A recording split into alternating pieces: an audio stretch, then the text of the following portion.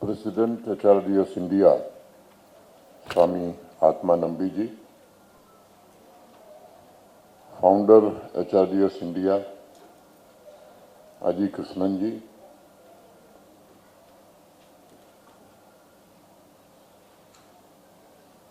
Sri S. Krishna Kumar ji, Dr. Ravikant ji, HRDS India के सभी पदाधिकारी, Veer Savarkar international impact award से सम्मानित होने वाले सभी सम्मानित महानुभाव,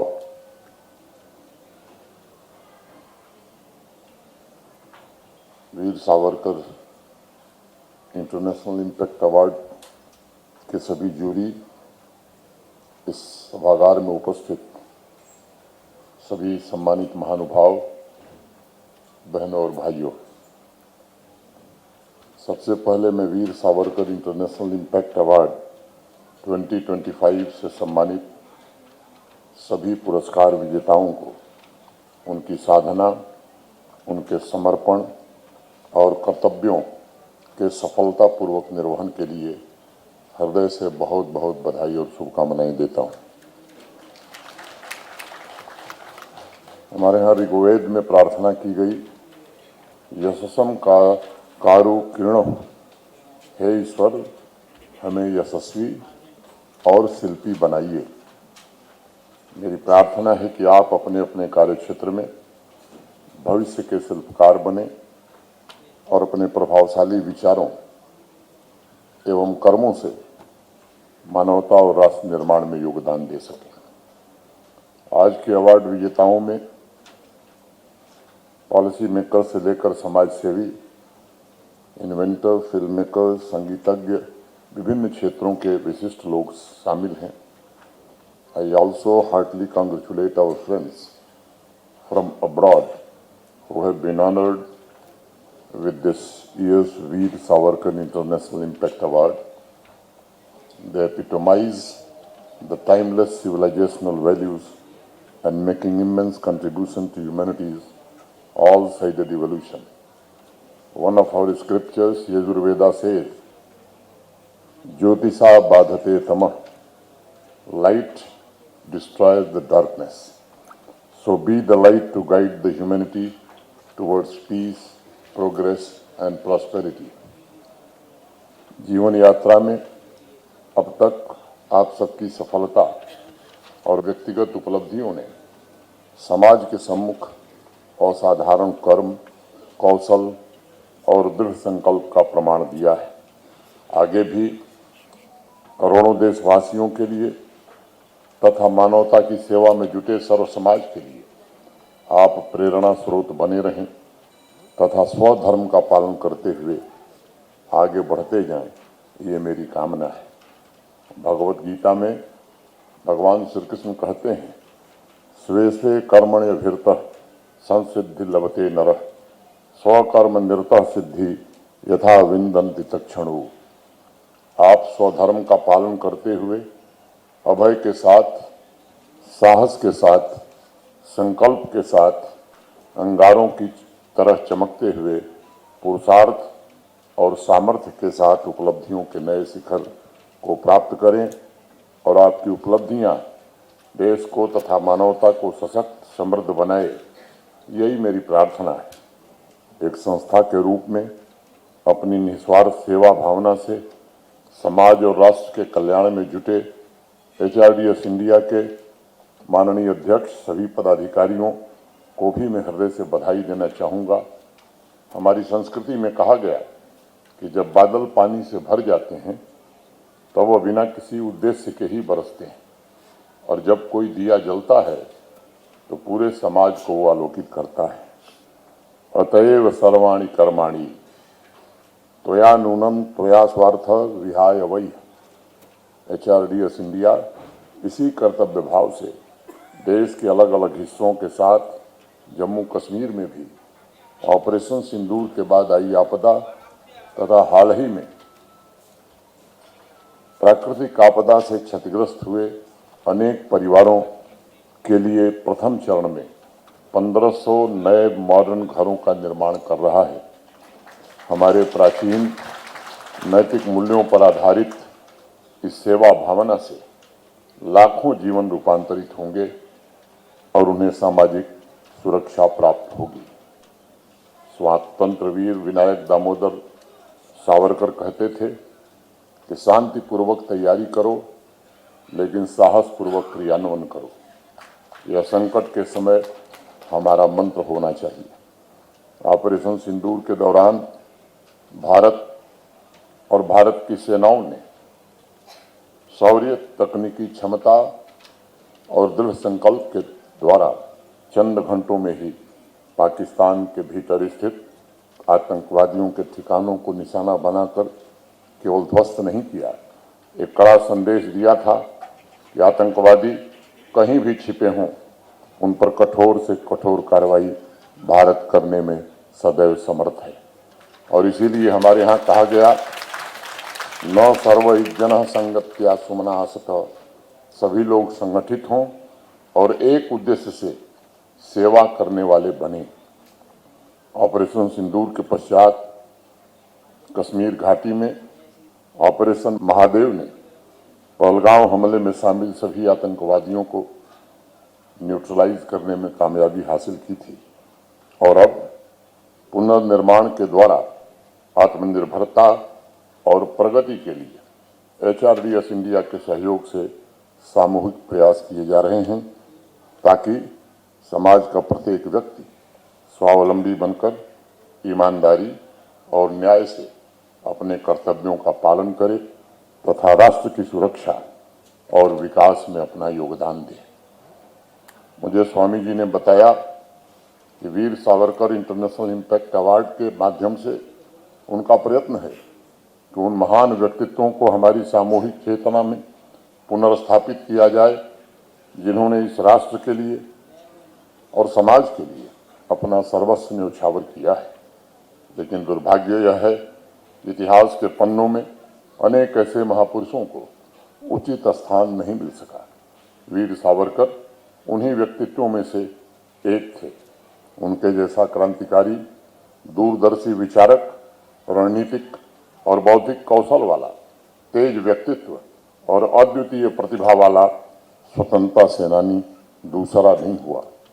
भारतवर्ष के स्वतंत्रता संग्राम और स्वतंत्र भारत के निर्माण में उनके योगदान को शब्दों में बयां करना या समेटना असंभव सा है, लेकिन इतिहास में दुर्भाग्य से उन्हें वह जगह नहीं मिली जिसके वो हकदार हुआ करते थे।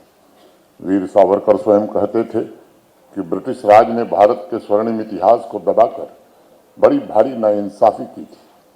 अपनी पुस्तक 6 स्वर्णिम पृष्ठ में उन्होंने कहा था कि अंग्रेजों ने भारत का विकृत इतिहास लिखा और कई पीढ़ियों ने उसे पढ़ा भी।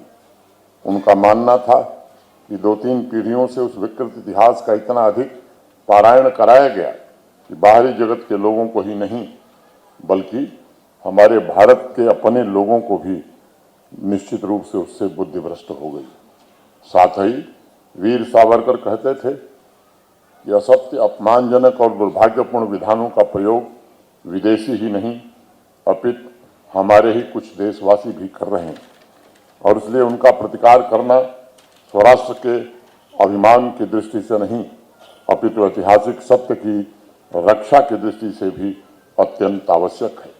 वीर सावरकर ने एक बार कहा था कि जो समाज अपने नायकों, शहीदों और योद्धाओं को नहीं पहचानता, वह पतन की ओर अग्रसर होता है। उन्होंने स्वयं युग प्रवर्तक वीरवरों को इतिहास में उचित स्थान दिलाने का प्रयत्न किया था और आज वर्तमान पीढ़ी का उद्देश्य भी मैं समझता हूं यही होना चाहिए कि राष्ट्रीय चेतना में उन्हें उचित स्थान मिले और साझा इतिहास और विरासत की गहरी जागरूकता से नई पीढ़ी परिचित हो सके। ऐसे व्यक्तित्वों में सबसे पहला स्थान वीर सावरकर का है। दशकों बाद अब जाकर अनेक लेखकों, राइटर्स ने उनके योगदान को उचित स्थान दिलाने का प्रयत्न प्रारंभ किया है। मैं उन्हें व्यक्तिगत रूप से बहुआयामी व्यक्तित्व का धनी, महान स्वतंत्रता सेनानी, समाज सुधारक, लेखक, कवि, इतिहासकार, राजनीतिज्ञ और दार्शनिक मानता हूं। मैं वीर सावरकर के सामाजिक और धार्मिक सुधारों के विचारों को अप्रतिम मानता हूं, लेकिन यह बातें भी उनके विशाल व्यक्तित्व के कुछ एक अंश को ही प्रतिबिंबित कर पाती हैं। मैं मानता हूं कि सावरकर का व्यक्तित्व अत्यंत अनूठा है। सावरकर 20वीं सदी में पैदा हुए, 20वीं सदी में हुए, लेकिन इतिहास के शायद वो पहले ऐसे व्यक्तित्व हैं जो समसामयिक हैं और उनके विचारों एवं आदर्शों में भविष्य के बीज निहित हैं।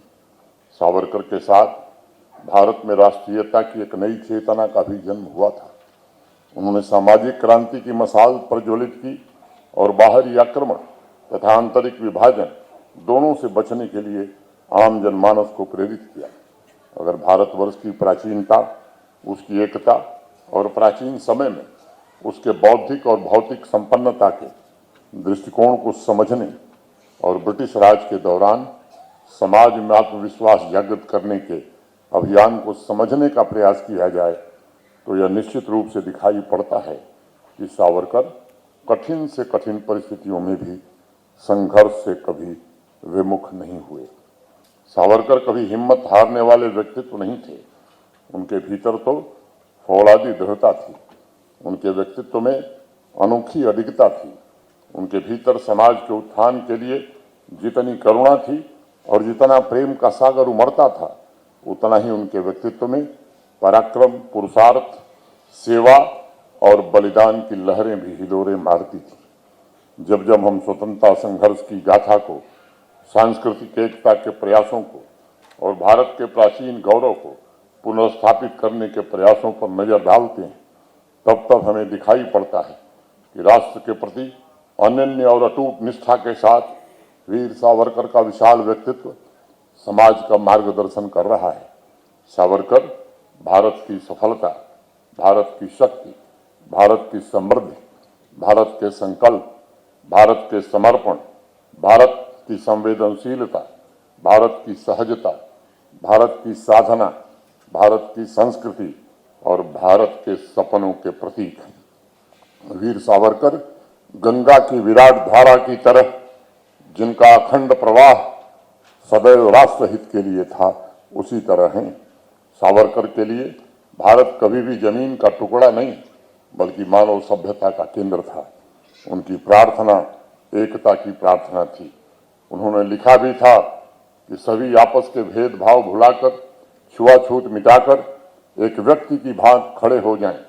सावरकर एक ऐसी जीवन ऊर्जा का दूसरा नाम है जिसमें आज भी बड़ी से बड़ी चुनौतियों के पार जाने और देश के सर्वांगीण विकास में योगदान देने की अपार क्षमता है। यह हकीकत है कि स्वतंत्रता संग्राम में 2 आजीवन कारावास की सजा पाने वाले वीर सावरकर पहले भारतीय थे। अंडमान द्वीप समूह की कुख्यात सेलुलर जेल में काला पानी की सजा के दौरान सावरकर की सहनशक्ति की कई परीक्षाएं हुई, जिसका जिक्र उन्होंने मराठी में लिखी अपनी आत्मकथा माझी जन्म थे में किया है। काला पानी की सजा में उन्हें कभी कभी महीनों तक एकांत कारावास में रखा गया। उन्हें बोलने तक की मनाही थी। उन्होंने कमर तोड़ शारीरिक श्रम सहा, कोड़ों से पिटाई की कठोर सजा भी पाई, लेकिन उनका धैर्य अडिग था। उनके शौर्य का दिया नहीं हिला और न ही उनकी आत्मशक्ति की लौ में कंपन कभी हो सकी। सावरकर की आत्मशक्ति की वह अमर लौ उनकी रचना जो स्तुते में स्पष्ट रूप से दिखाई पड़ती है। और उन्होंने अपनी एक कारावास की सजा के दौरान लिखा भी था कि भारत माँ से स्वतंत्रता का आशीर्वाद मैं मांगता हूँ। और वो लिखते हैं, जयस्तुते श्री महन मंगले शिवास्पदे शुभदे स्वतंत्रते भगवती त्वामहम यशोयुताम वंदे। वीर सावरकर कहते हैं, स्वतंत्रता की देवी आप महान हैं और आप ही हमें गुलामी के अंधेरों से मुक्ति दिला सकती हैं। आप सूर्य की मूलाधार हैं जो ग्रहण को दूर करेगी तथा आज़ादी की खातिर अपनी जान कुर्बान करने का आशीर्वाद भी देगी। मित्रों, आप सोचिए, भयानक शारीरिक यातना के बीच राष्ट्र के प्रति उनका प्रेम, उनका त्याग उनका समर्पण कभी डिगा नहीं। ये सच्चाई है कि ब्रिटिश शासनकाल में पूरे स्वतंत्रता संग्राम के दौरान ऐसी कठोर यातना किसी अन्य व्यक्तित्व को नहीं मिली, लेकिन राष्ट्र को स्वतंत्र कराने के उनके संकल्प में कभी कोई कमी नहीं आई। मैं जब भी सावरकर के काला पानी के दिनों को याद करता हूं तो मुझे ऐसा व्यक्तित्व दिखाई पड़ता है जिसके एक हाथ में राष्ट्र प्रेम का दिया है तो दूसरे हाथ में संघर्ष की तलवार दिखाई पड़ती है। स्वतंत्रता संग्राम वीर सावरकर का कुरुक्षेत्र था। उन्होंने स्वयं एक बार कहा था, जो सिर झुकता है वो कट भी सकता है, लेकिन जो सिर ऊंचा रहता है वही इतिहास रचता है। रामधारी सिंह दिनकर हिंदी के बड़े प्रसिद्ध कवि हुए। राष्ट्र कवि के नाम से भी उन्हें देश जानता है। उन्होंने रश्मि रथी में लिखा कि जो नर आत्मदान से अपना जीवन घट भरता है वही मृत्यु के मुख में भी पड़कर न कभी मरता है।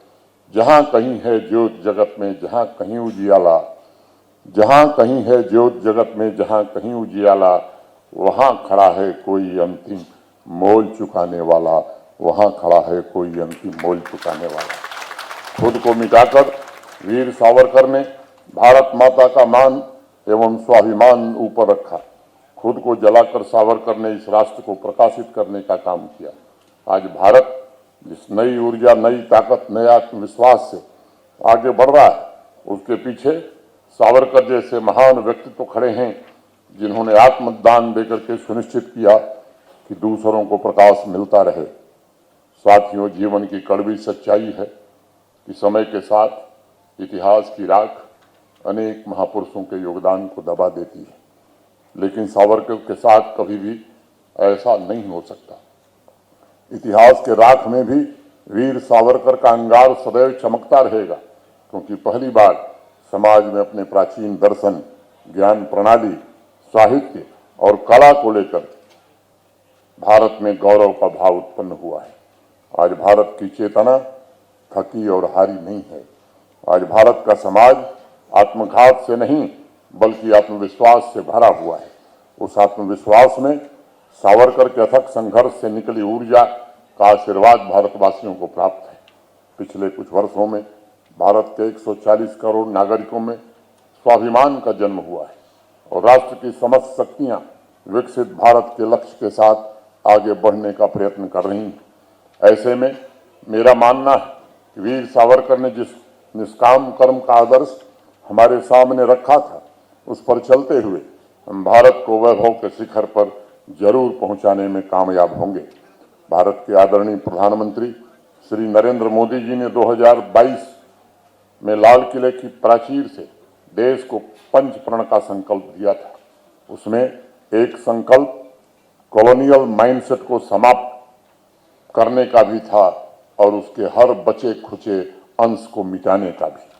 उस आह्वान में वीर सावरकर के विजय गीत की झलक स्पष्ट रूप से दिखाई देती है, जिसमें उन्होंने स्वतंत्रता प्राप्ति के पश्चात उत्सव मनाते हुए भारतवासियों से कहा था कि अभी तो केवल तट हाथ में आया है, लेकिन दुर्ग चढ़कर सकुशल घर पहुंचना भी शेष है। और मराठी में वो लिखते हैं, विजय तयाच्या महोत्सवाच्या हक्कची आहे तुम्हाला, तथापि अजूनही कार्य न सरले इच्छित हाता तट आला, परंतु अजूनी चढ़ूनी दुर्ग का कुशल पहुंच रे असे घर। मैं समझता हूं कि सदियों के संघर्ष के पश्चात भारतवर्ष के जीवन में वो अवसर आया है जब प्राचीन गौरव को हासिल करने के साथ साथ हमें वीर सावरकर के सपनों के अनुरूप समावेशी, सामाजिक और आर्थिक न्याय के आदर्शों पर आधारित समाज और राष्ट्र का निर्माण करना है। HRDS इंडिया के Veer Savarkar international impact award के माध्यम से सभी व्यक्तित्वों को तथा समाज के सभी वर्ग को ये संदेश पहुंचाना है कि हमें एक ऐसा राष्ट्र निर्मित करना है जो सशक्त भी हो, स्वावलंबी भी हो और जो 2047 में विकसित भारत के लक्ष्य को प्राप्त करने के लिए पूरी तरह से समर्पित हो। मैं फिर एक बार HRDS संस्था के प्रति हृदय से कृतज्ञता ज्ञापित करते हुए और आज जिन महानुभावों को Veer Savarkar international impact award से सम्मानित किया गया है, उनका भी अभिनंदन करते हुए, उन्हें बधाई देते हुए अपनी बात यहीं पूरी करता हूं। धन्यवाद। जय हिंद, जय भारत।